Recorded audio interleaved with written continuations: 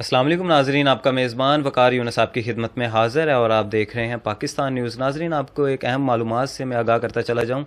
زلزلے کی صورت میں عمومی طور پر انسان بھاگ دوڑ شروع کر دیتے ہیں۔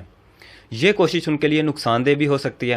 ماہرین کے مطابق زلزلے کے دوران حواس اور سکون کا دامن ہاتھ سے نہ چھوڑیں، بلکہ اس مشکل وقت میں بھی پرسکون رہنے کی کوشش کیجیے۔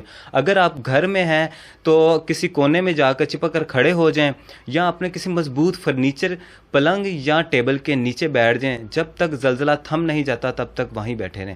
اس عمل سے پنکھا، روشنیاں اور گھر کی چھت کے گرنے والے ٹکڑوں سے آپ محفوظ رہیں گے۔ اگر آپ گاڑی میں ہیں تو گاڑی روک دیں اور زلزلہ تھمنے تک اسی میں بیٹھے رہیں۔ سیڑھیوں اور پتھریلے زینوں سے دور رہیں اور بجلی کی ایلیویٹر اور لفٹ میں سفر نہ کریں، کیونکہ زلزلے سے وہ جامد ہو کر رک سکتی ہیں۔ ٹوٹی پھوٹی اور خستہ عمارتوں سے دور ہٹ جائیں، کیونکہ آفٹر شاک سے بھی ان کے ڈھہ جانے کا خدشہ موجود رہتا ہے۔